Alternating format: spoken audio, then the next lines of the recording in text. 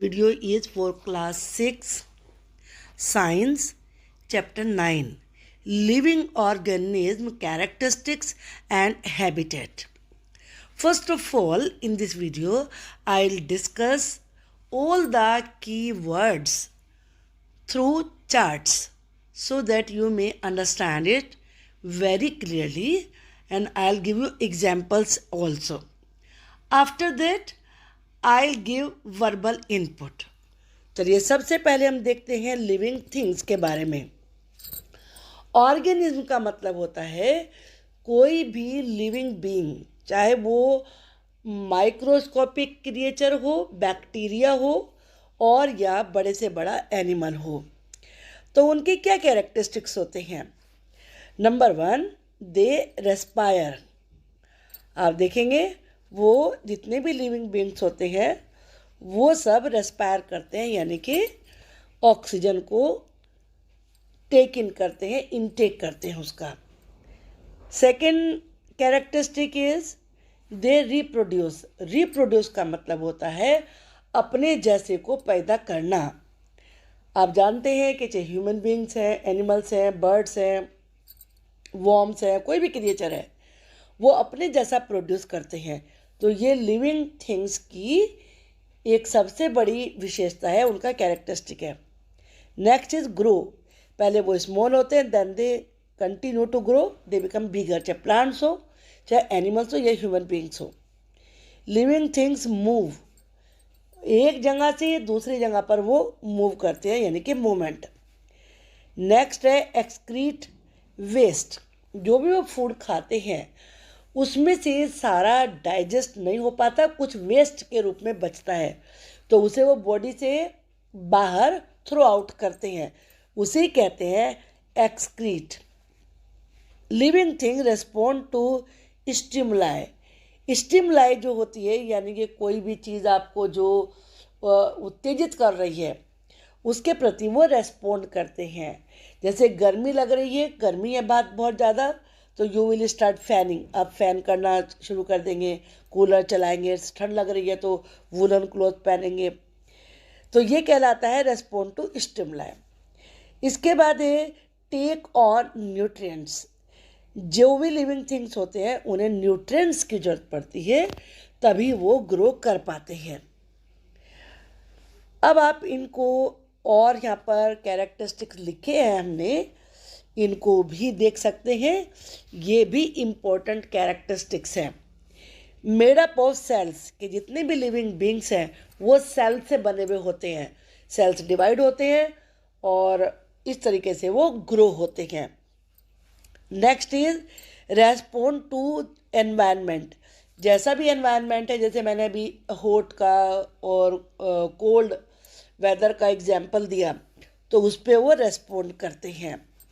Next है grow and develop. वो grow करते हैं, यानी कि बड़े होते हैं और विकसित भी होते हैं। Obtain and uses energy. उन्हें ग्रो करने के लिए एनर्जी की जरूरत पड़ती है, तो वो उसे ऑब्टेन भी करते हैं, प्राप्त भी करते हैं। They take it and then they use it, और उसे यूज भी करते हैं। रिप्रोड्यूस। वो रिप्रोड्यूस करते हैं, यानी कि अपने जैसों को जन्म देते हैं। अब तरीके क्या है उसके रिप्रोडक्शन के, वो अलग अलग है, वो आप डिटेल में पढ़ेंगे। Next is living and non living things around me. हमारे चारों तरफ कौन कौन सी लिविंग थिंग्स हैं और वो क्या क्या करती हैं, एक और एग्जाम्पल यहाँ पर आपको देके समझाने की कोशिश करी है। They breathe air. एयर में सांस लेते हैं। They need food and water to live.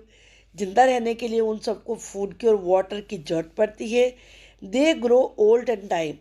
सभी लिविंग थिंग्स ग्रो करते हैं, धीरे धीरे फिर ओल्ड हो जाते हैं, then they die at last. They respond to stimulus. जो भी बाहर कोई उन्हें स्टिमुलस मिलता है, प्रेरित करने का स्रोत होता है, वो उसके प्रति रेस्पॉन्ड करते हैं, प्रतिक्रिया देते हैं। They move. वो चलते हैं। They give birth to young ones. Young ones का मतलब बेबीज, और बेबीज को जन्म देते हैं, यानी कि रिप्रोड्यूस करते हैं। अब नॉन लिविंग थिंग्स के क्या हैं characteristics? They do not breathe. वो ब्रीथ नहीं करते। अब आपकी बुक है, टेबल है, पेंसिल है, टीवी है, वॉल है, डोर है, इनमें से कोई भी ब्रीथ नहीं करता। स्टोन है, ये ब्रीथ नहीं करते। दे डू नॉट ईट और ड्रिंक, ना वो ईट करते हैं ना ड्रिंक करते हैं। दे डू नॉट डाई, वो मरते भी नहीं हैं। अब कोई स्टोन है वो नहीं मरेगा, कोई टेबल है नहीं मरेगी। दे डी के ओवर टाइम, समय बीतने के साथ साथ वो नष्ट होते चले जाते हैं।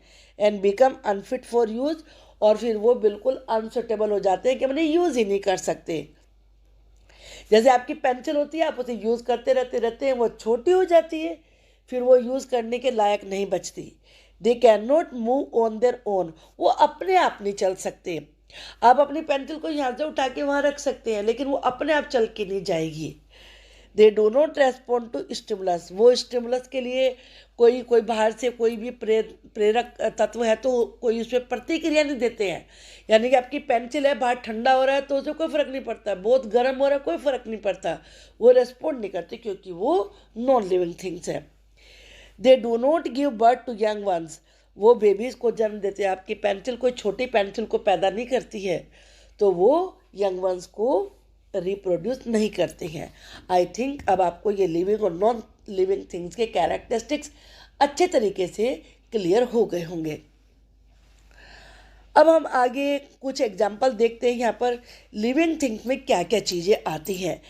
एनिमल्स आते हैं, जितने भी एनिमल्स हैं, चाहे बिग हैं चाहे स्मॉल हैं, सब लिविंग थिंग्स में आते हैं। प्लांट्स भी उसी में आते हैं, और पीपल यानी कि ह्यूमन बीइंग्स भी। अब नॉन लिविंग थिंग्स में दो तरह की चीज़ें होती हैं। मैन मेड, जो आदमी ने बनाई हैं, जैसे मैंने अभी आपको एग्जांपल दिया, टेबल है, टीवी है, आपका मोबाइल है, डोर है, ये सब चीज़ें जो आदमी ने बनाई हैं। नेचुरल, वुड, लकड़ी, ये नॉन लिविंग थिंग में आएगा। या मान लीजिए वाटर है, माउंटेन्स हैं, स्टोन है, ये सब नेचुरल में आते हैं, तो ये नॉन लिविंग थिंग्स होते हैं। Next is what is habitat. Habitat क्या होता है? हैबिटेट का मतलब होता है रहने की जगह, dwelling. Every animal has a habitat, हर एनिमल का एक हैबिटेट होता है। The place where an animal और प्लांट लिव्स, वो जगह जहाँ एनिमल या प्लांट रहते हैं एंड ग्रोज और बड़े होते हैं, वो उसका हैबिटेट कहा जाता है। A habitat is where an animal find the food, habitat वो होता है जहाँ उसे अपना फूड मिले, वाटर भी मिले, शेल्टर रहने की जगह भी मिले, इट नीड्स टू लिव, जो उसे जिंदा रहने के लिए ज़रूरी होती है, वो सारी चीज़ें मिले। For example, A tokens habitat is the rain forest, जो टोकन होता है उसका हैबिटेट रेन फॉरेस्ट होता है। यहाँ पर आपको कुछ हैबिटेट बताए हैं, जैसे फॉरेस्ट हैबिटेट होते हैं, डेजर्ट्स होते हैं जहाँ पर कैमल रहते हैं, और ये ट्रॉपिकल रेन फॉरेस्ट हैं, और ये सीज और ओशन, बहुत सारे आप जानते हैं सी एनिमल्स होते हैं, सी वीड्स होते हैं, तो जो कि सी के अंदर रहते हैं। ग्रास लैंड यानी कि जहाँ घास के बड़े बड़े मैदान होते हैं। माउंटेन्स, बहुत सारे एनिमल्स क्रिएचर्स माउंटेन्स पर रहते हैं। और यह टुंड्रा प्रदेश यानी कि टुंड्रा एरिया जहाँ बहुत ही ज़्यादा कोल्ड होता है। और फिर है रिवर्स एंड लेक्स, ये सारे हैबिटेट्स हैं। अब हम देखते हैं where do animals live, animals कहाँ रहते हैं? एनिमल्स रहते हैं ग्रासलैंड में। तो ये ग्रासलैंड है यानी कि जंगल है, ये जंगल का सीन यहाँ पर दिखाया है। ये आपको दिख रहा है कैक्टस, ये डेजर्ट में होता है। और ये भी ट्री है एरिया है, और ये वाटर है, और ये यहाँ पर ये फॉरेस्ट दिखाया है। फिर इसमें रेप्टाइल्स भी रहते हैं। या ये रेन फॉरेस्ट है, ये मतलब बहुत ही कोल्ड एरिया है, इसे आप पोलर रीजन, आर्कटिक रीजन कह सकते हैं। ये डेजर्ट है। तो इस प्रकार से ये सारे हैबिटेट में आते हैं। अब है बायोटिक और अबायोटिक। देखो, बायोटिक का मतलब होता है लिविंग, ए लगाने से अपोजिट हो जाता है, यानी कि नॉन लिविंग। जैसे लिविंग और नॉन लिविंग होता है, ऐसे ही तरीके से आप समझ सकते हैं बायोटिक और अबायोटिक होता है। तो बायोटिक में कौन से आते हैं? सारे लिविंग थिंग्स, प्लांट्स है, एनिमल्स है, फंगी है, बैक्टीरिया है। नॉन लिविंग में क्या आता है? Water, sunlight, soil, air, temperature. ये अबायोटिक में ये सारी चीज़ें आती हैं। अब बायोटिक फैक्टर क्या होते हैं? Biotic factors are the living components of an ecosystem and their activities. जो भी इकोसिस्टम होता है, हमारे चारों तरफ एनवायरनमेंट होता है, उसमें जितने भी लिविंग कंपोनेंट्स यानी कि जीवित रहने वाले प्राणी हैं, वो सारे कहलाते हैं बायोटिक फैक्टर। जैसे आप देख रहे हैं, यहाँ अलग अलग तरीके के प्लांट्स हैं ये, और ये एनिमल्स हैं, ये सब लिविंग हैं। ये मशरूम है, रेप्टाइल्स हैं, ये आप देख रहे हैं इंसेक्ट्स हैं, ये सब बायोटिक में आते हैं। अब बायोटिक में के फैक्टर्स क्या होते हैं? Meaning not alive. अबायोटिक का मतलब ये होता है जो जीवित नहीं है, अलाइव का मतलब जीवित। आर नॉन लिविंग फैक्टर्स, ये नॉन लिविंग फैक्टर्स होते हैं दैट अफेक्ट लिविंग ऑर्गेनिज्म, जो जीवित ऑर्गेनिज्म को प्रभावित करते हैं। जैसे यहाँ पर आप एक बार फिर देखिए, जो मैंने अभी आपको ये एग्जाम्पल दिया था, ये थे अबायोटिक, ये वाले। ये सही है कि ये अबायोटिक है, नॉन लिविंग है, लेकिन water, sunlight, soil, air, temperature, ये सब के सब जरूरी हैं। किसके लिए? जो बायोटिक है। अगर ये नहीं होंगे तो ये वाले जीवित नहीं बचेंगे, तो ये जरूरी होते हैं। तो इसीलिए यहाँ पर ये मेंशन किया गया है इसमें कि ये लिविंग ऑर्गेनिज्म को प्रभावित करते हैं, उनके लिए जरूरी होते हैं। आई थिंक कि आपको ये बात भी फैक्टर समझ में आया होगा। Abiotic factors, the abiotic factors are the non living components of an ecosystem. These factors directly affecting living organism and their ability to survive and reproduce. ये सारी चीज़ें लिविंग ऑर्गेनिज्म को प्रभावित करती हैं उनके जिंदा रहने के लिए, और उनके जो वो प्रोड्यूस करते हैं अपने जैसे, उनके लिए बहुत ज़रूरी होते हैं। इसमें क्या चीज़ें यहाँ पिक्चर से आपको समझाने की कोशिश करिए। इसमें सनलाइट है, विंड है, रेन है, वाटर है और सॉयल है, जिन्हें हिंदी में पंचतत्व भी कहते हैं। ये आदमी के लिए, जितने भी लिविंग बींग्स हैं, सबके लिए बहुत ज़रूरी होते हैं, लेकिन इन्हें हम लिविंग बींग्स नहीं कह सकते। Is it clear? अब यहाँ पर आप एक तरीके से समरी है पूरे चैप्टर की, इसको ध्यान से समझिए आप। The living organism characteristics and habitats. अब हम एक एक चीज़ को समझेंगे। यहाँ पर सबसे पहले बायोटिक कंपोनेंट्स को समझाया है। आप पेपर से पहले केवल इसी चार्ट को भी देख के जा सकते हैं बड़े आराम से। Living things which affect ecosystem, जो इकोसिस्टम को प्रभावित करती है, जिनमें एनिमल्स भी है, प्लांट्स भी है, यानी कि ये सब चीज़ें। Abiotic components non living things होते हैं विच अफेक्ट इकोसिस्टम, जो हमारे इकोसिस्टम को प्रभावित करते हैं, जिसमें रेन, वाटर, सॉइल, सनलाइट, ये सब चीज़ें आती हैं। इनकी पिक्चर ये बनाई गई है। इसके बाद इसमें आते हैं हैबिटेट। हैबिटेट का मतलब क्या होता है? होम, घर, या वो जगह वेयर ऑर्गेनिज्म लिव, जहाँ जीवित प्राणी यानी कि लिविंग क्रिएचर्स, लिविंग बींग्स रहते हैं। ऑर्गेनिज्म का मतलब तो आपको पता है ना, लिविंग बींग्स।